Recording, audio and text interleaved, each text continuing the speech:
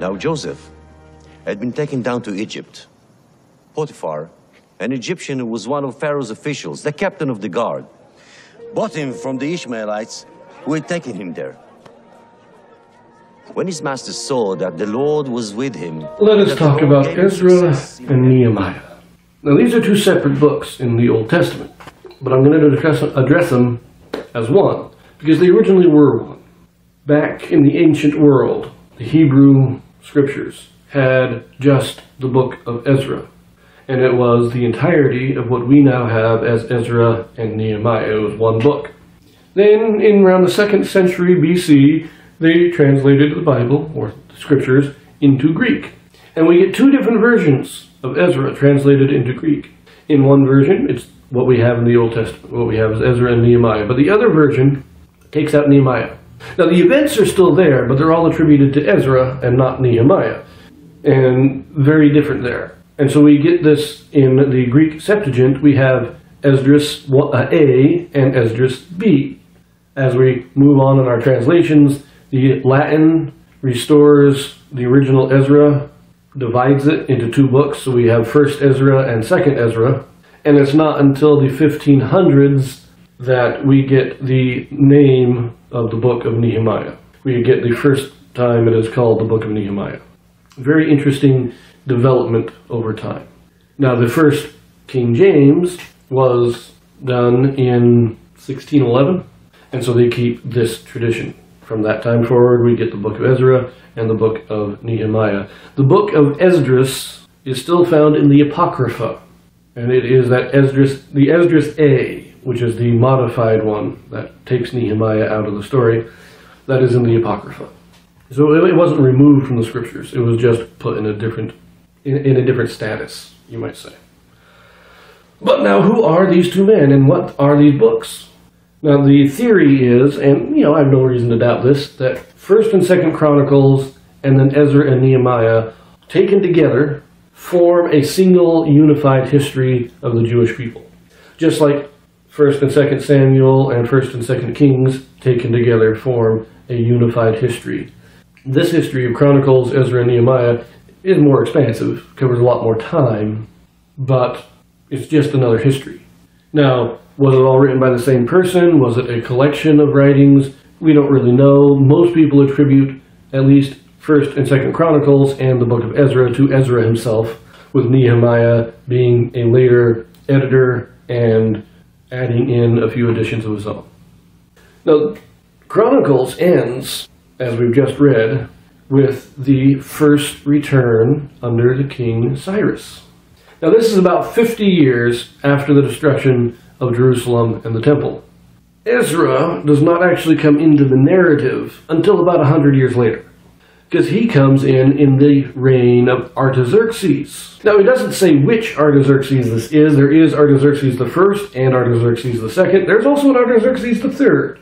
And all the book of Ezra says is that in the 7th year of Artaxerxes. Now, it is my opinion that if it was the second Artaxerxes, they would have made some mention of this. They would have said Artaxerxes, the son of Darius, I believe.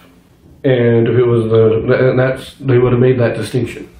They don't, and so I will go with the popular opinion that it was during the time of the first Artaxerxes, which is in around 450 BC.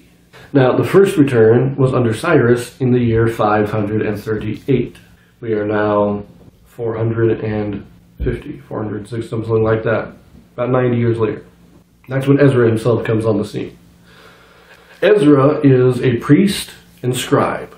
Some think he was a high priest, but he was definitely a priest. And he gets a commission from Artaxerxes to put the law in order. If there's anybody else in this area, take this whole area, and anybody in this area who claims to be Jew, who claims to be a follower of the God of Israel, bring them into compliance with the law. And he has a great reformation. He's actually considered the father of modern Judaism. He's considered the father of the Jewish religion as it exists today. He assembled the Holy Assembly. These was the scholars and prophets who would be the ones to decide matters of law This would eventually become the Sanhedrin in the days of Christ. It was his reforms that created the religion as it is known today. And for this reason, many Jews, or many ancient Jews at least, referred to him or considered him to be somewhat like a second Moses. Moses brought the law, Ezra restored the law. Now Nehemiah, see, Ezra, he's a religious leader, and he's come out to set the law in order.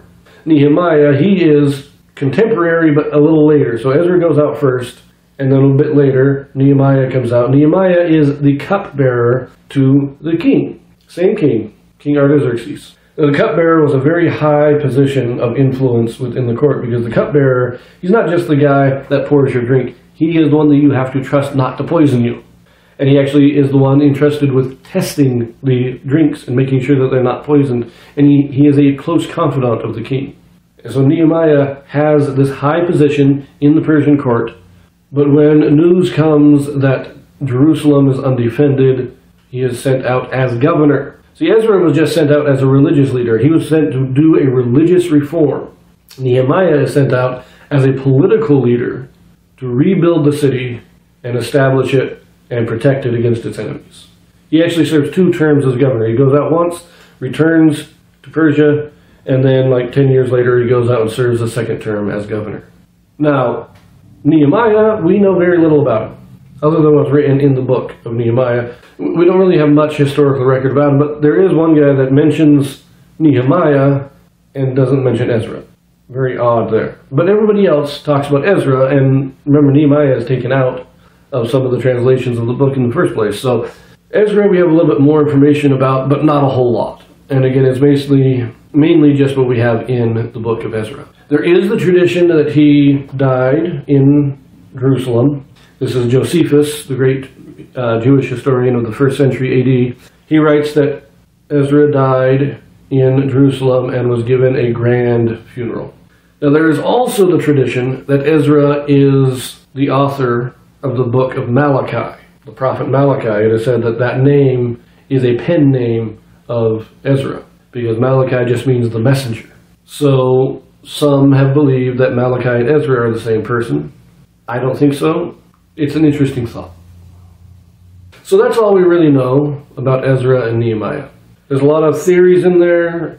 A lot of people even doubt that they actually existed. Of course, we know they did. The Bible records them. We know that the scriptures don't lie to us. So we know they existed. But it's interesting to try and place them in history, because it's not as straightforward as it might appear. So these books combined, Ezra and Nehemiah, take place over the course of nearly 100 years. And so they will be divided up a bit as we read in our timeline. For you or beyond your reach. No.